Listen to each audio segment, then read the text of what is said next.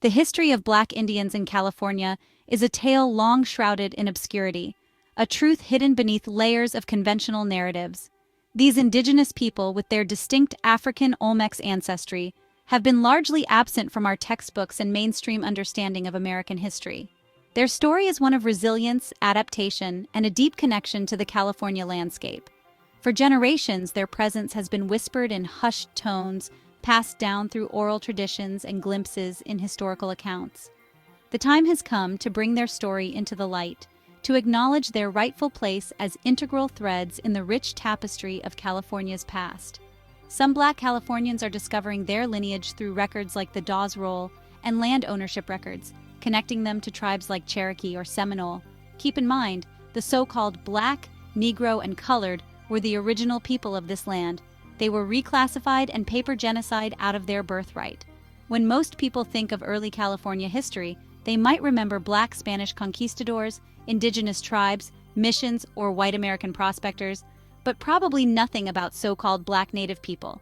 An interdisciplinary group of Cal Poly researchers is working to change that perception by unearthing the largely untold history of indigenous Black people to Turtle Island of Olmec, African descent in early California. In a lot of cases, people of dark-skinned descent have been erased from the historical narrative, says history professor Cameron Jones, co-author of the book At the Heart of the Borderlands, Africans and Afro-Descendants on the Edges of Colonial Spanish America.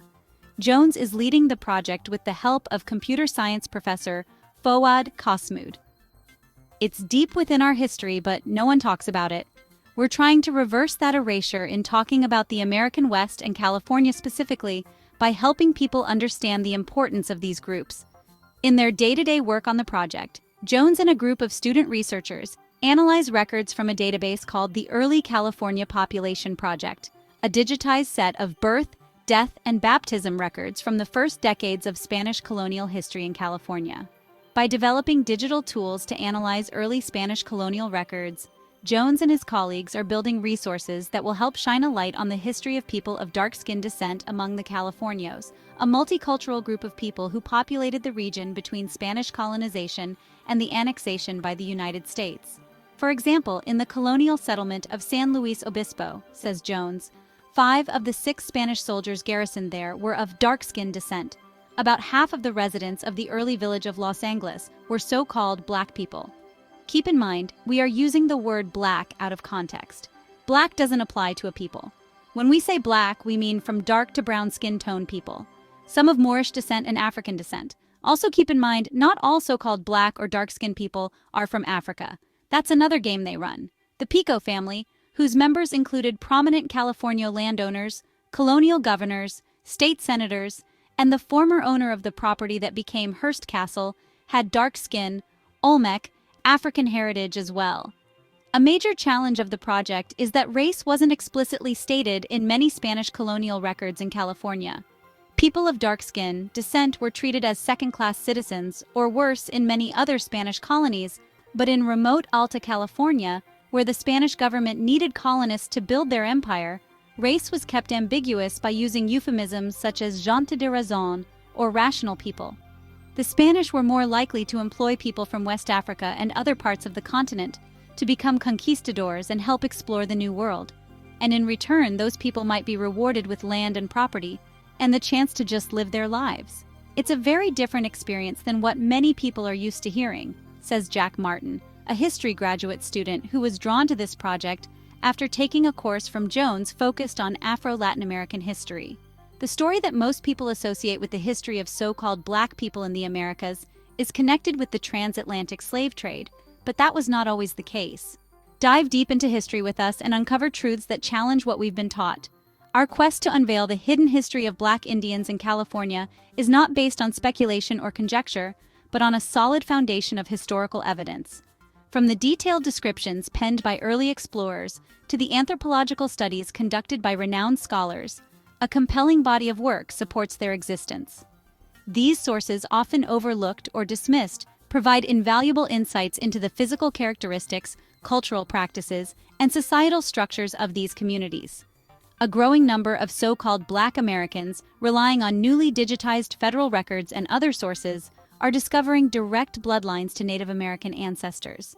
These discoveries are inspiring individuals to trace and claim their Native American ancestry, leading some to apply for citizenship with tribal nations.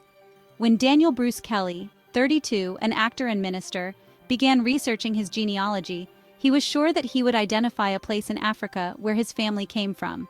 The Huntington Beach man, who identifies as African American, says he was determined to prove his parents wrong. His mom and dad had begun discovering, exploring, and embracing their European and Indigenous American ancestry. In his research, Kelly discovered that his great-great-great-grandfather was registered as Cherokee on the Dawes Roll, a U.S. government record listing individuals eligible for Indigenous tribal membership. Kelly also identified other family members listed as Indian on U.S. Census Bureau records. At first, I was offended that my parents didn't want to claim to be African, but then I had this awakening. You can't talk about Native American history without talking about the Black American Indians, Kelly said. Similarly, Cameron Lewis, 48, a truck driver from Sacramento, says he always heard family members talk about having Indian in the family. Delving into family documents, he found out that his great-great-grandfather acquired land in the mid-1800s in areas of Florida inhabited by Seminole Indians. I found it hard to believe that whites would sell hundreds of acres of land to blacks in the South during slavery. The more I started digging, I found out this particular ancestor also had brothers each owning hundreds of acres of land.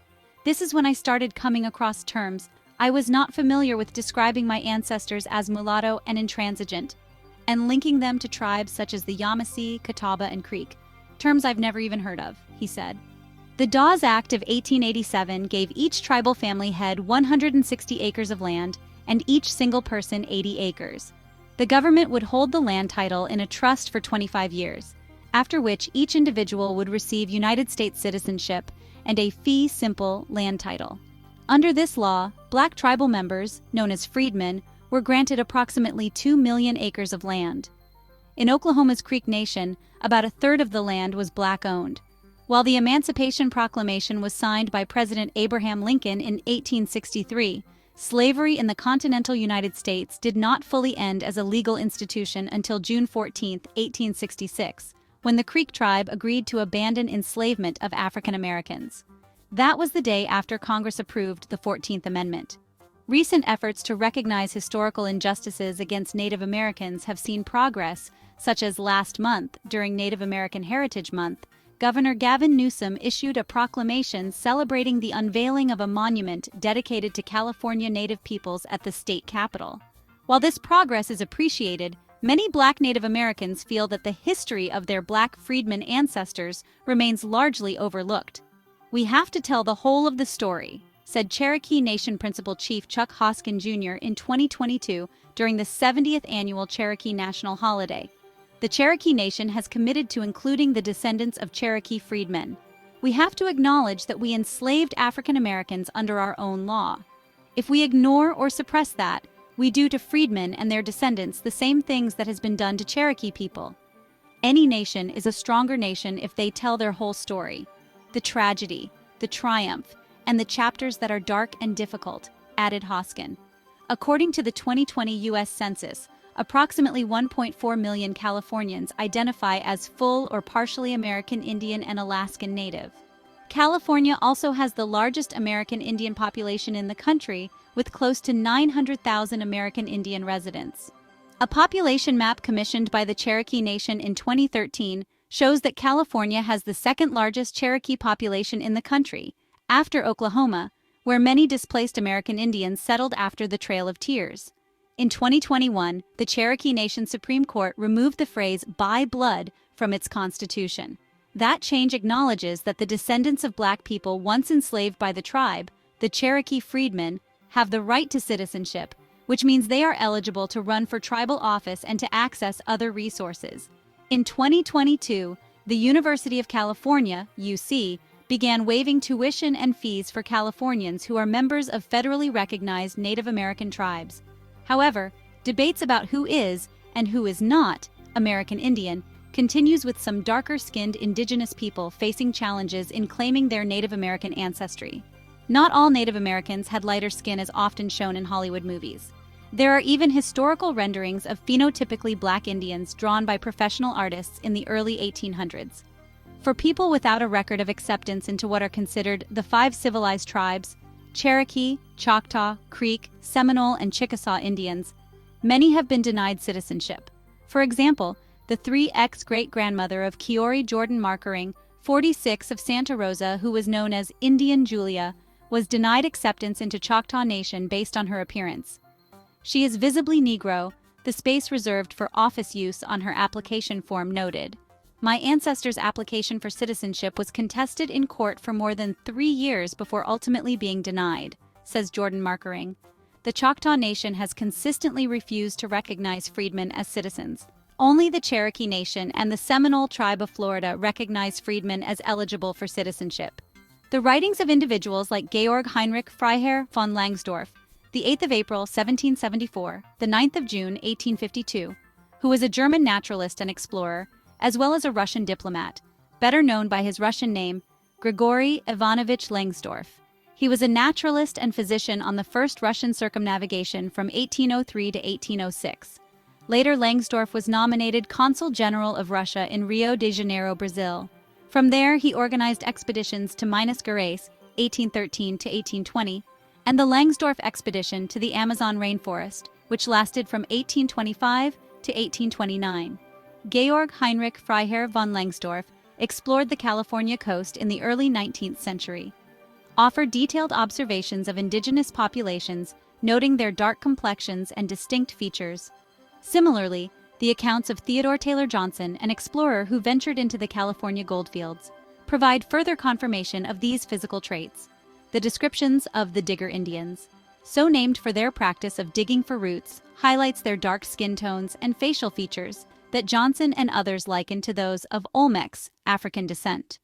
These first-hand accounts, though, often filtered through the lens of the observer's own cultural biases, nevertheless offer crucial glimpses into a past often ignored. Our journey into the hidden history of California's Black Indians begins with Georg Heinrich Freiherr von Langsdorff, a man of insatiable curiosity. In 1806, Langsdorff, a German naturalist, embarked on an expedition along California's rugged coastline. His journals offer a rare window into the lives of the native inhabitants of the San Francisco Bay Area. The indigenous people who greeted him had a striking appearance. Their skin tones were remarkably dark, challenging prevailing beliefs. Langsdorff descriptions of the indigenous Californians extended beyond their skin color, encompassing a range of physical characteristics that further fueled his intrigue.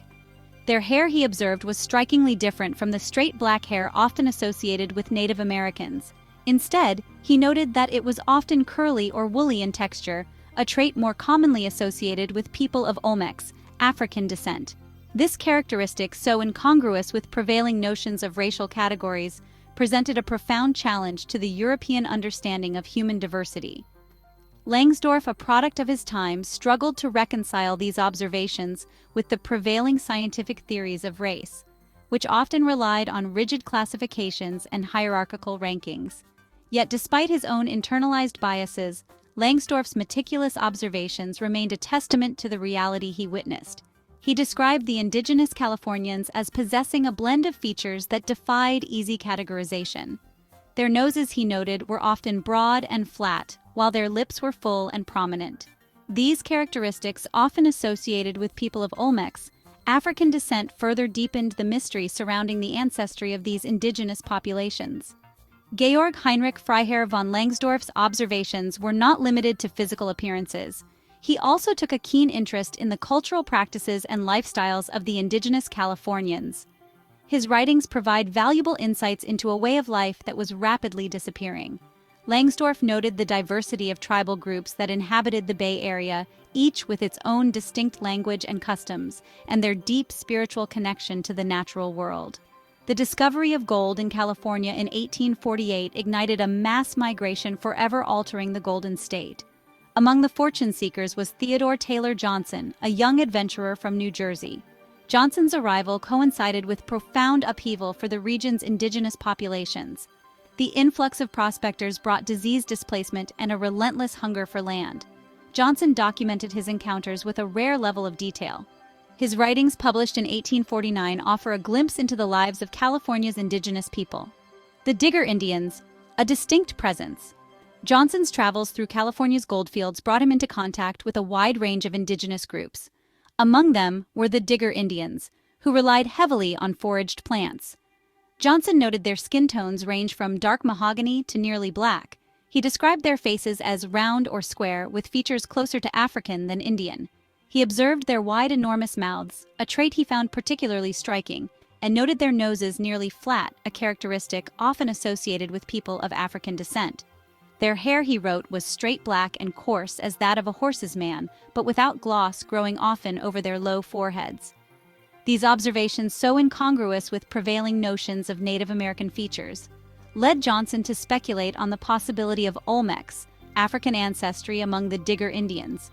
He noted that their small gleaming eyes and overall appearance presented a revolting specimen of humanity to his European sensibilities, a reflection of the deep-seated racial biases of his time.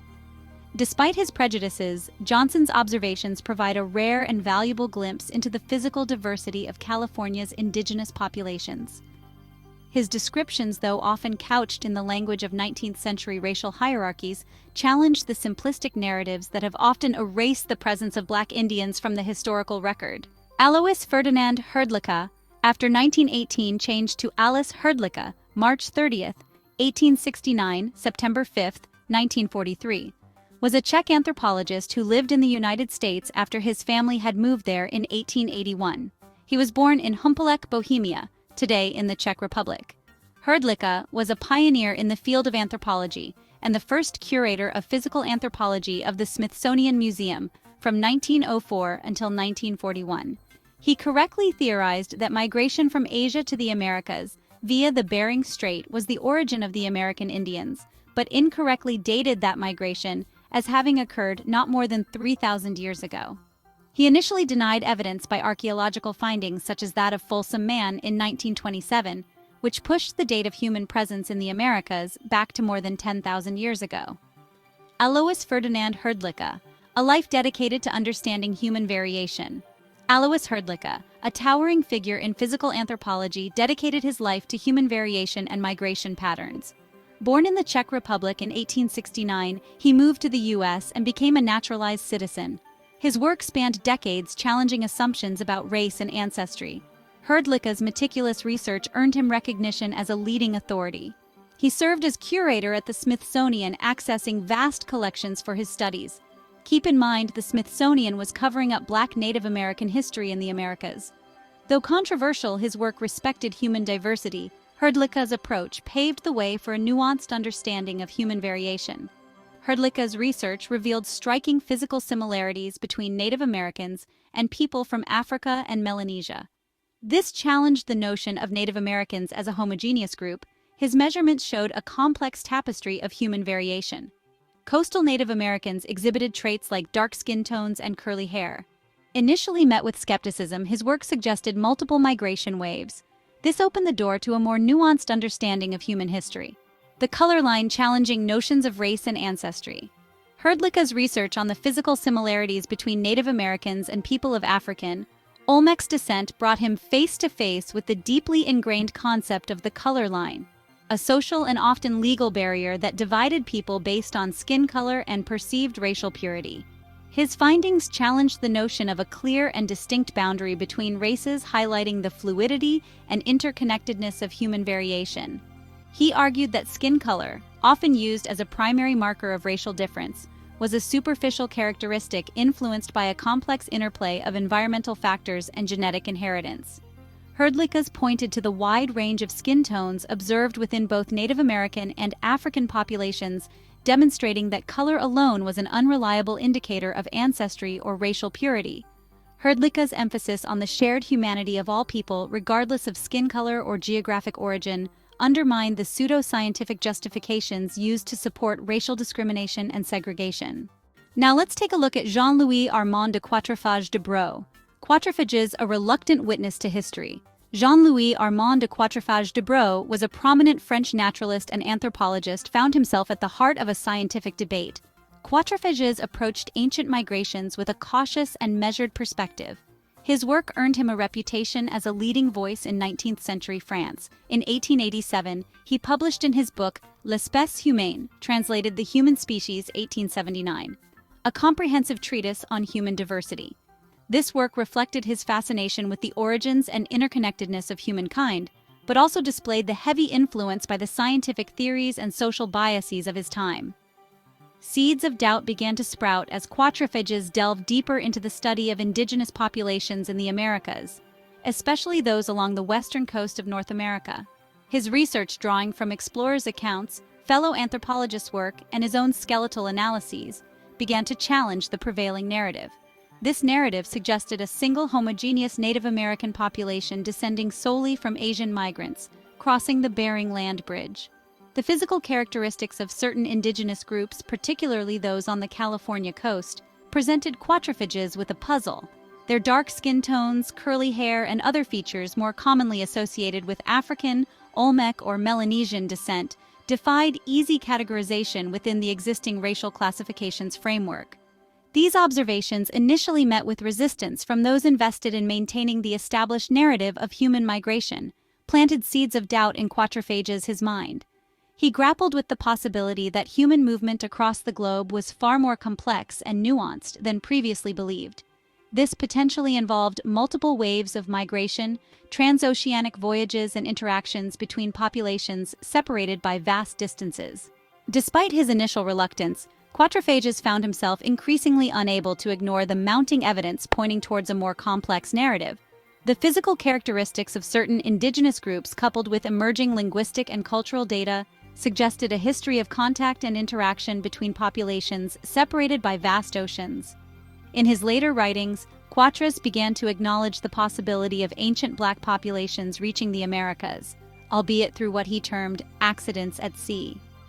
This concession, ever qualified, represented a significant departure from the prevailing scientific orthodoxy of his time, which largely dismissed the possibility of transoceanic voyages by non-European peoples. Quatrefages' admission, though couched in the language of chance and accident, opened the door to a more nuanced understanding of human history. This understanding acknowledged the possibility of ancient seafaring capabilities and interactions between distant populations long before the arrival of Europeans. Otto von Kotzebue was a Baltic German naval officer in the Imperial Russian Navy. He commanded 2 naval expeditions into the Pacific for the purposes of exploration and scientific investigation. Otto von Kotzebue, an Estonian-born navigator in the service of the Russian Empire, embarked on expeditions that marked Pacific exploration, driven by discovery. Kotzebue's voyages expanded geographical knowledge and provided insights into Pacific cultures. In 1815, Kotzebue set sail from Russia aboard the brig Rurik. It was a brig or boat outfitted for scientific exploration. His mission took him around the globe and into the Pacific. Kotzebue's expedition documented the natural world and observed the customs of the people they encountered. His meticulous journals provide a rich tapestry of observations. These include natural wonders and human diversity in the Pacific, California's coastal enigma observations on human variation. Kotzebue's voyage in the 1820s revealed a diverse people, defying racial classifications. Indigenous Californians exhibited striking diversity, challenging the notion of a homogeneous population. He noted dark brown complexions contrasting with lighter skin tones, often attributed to Native Americans. Despite biases, Kotzebue's observations revealed a fascination with physical diversity. He described women with features hinting at African, Olmecs descent influenced by racial stereotypes. Kotzebue's writings provide a valuable account of California's indigenous diversity. We receive additional evidence of a Black Aboriginal presence from the brushstrokes of Corus, who captured a hidden reality. Louis Corus, a young artist on Kotzebue's Pacific voyages, immortalized the people and places they encountered. Louis Corus was born in Yekaterinoslav, Russian Empire, now Dnipro, Ukraine, to German-Russian parents on March 22, 1795. In 1816, he visited the Pacific and the west coast of North America on board the Russian expeditionary ship Rurik, serving as an artist with the Romanzoff expedition under the command of Lieutenant Otto von Kotzebue, which was tasked with exploring a northwest passage. Louis Corus captured human expression and natural details with remarkable talent. His works provide a rare visual record of a world on the cusp of change. Corrus's realistic depictions of indigenous peoples captured their diversity in daily life. In California, his attention to detail portrayed the complexities of human variation. His paintings of California Indians depicted features associated with African Olmecs descent. Corrus's art offers a powerful testament to the presence of Black Indians in California's past. As we wrap up the journey into the hidden history of California's Black Indians, is not for the faint of heart. It demands confronting uncomfortable truths and challenging ingrained assumptions, yet it is rich in rewards, offering a glimpse into a past obscured for too long, a past that reveals the true complexity and diversity of human experience. The Black Indians of California represent an integral thread in the rich tapestry of human experience. Their story challenges us to reconsider our understanding of race identity and American history. In conclusion, the rediscovery of California's Black Indians is a starting point, an invitation to explore, understand, and reconcile. It requires us to move beyond traditional narratives and embrace the complexities of human experience. Their legacy is a testament to resilience, reminding us that cultural identity can persist and adapt. Their story challenges us to confront colonialism and work towards a future where all voices are valued. Trust us when we say this journey through America's hidden Black past is just beginning. If this glimpse into a world lost to time has captured your imagination, smash that like button and don't forget to subscribe for more adventures into the unknown. Link in the description for related videos. Stay curious and keep exploring.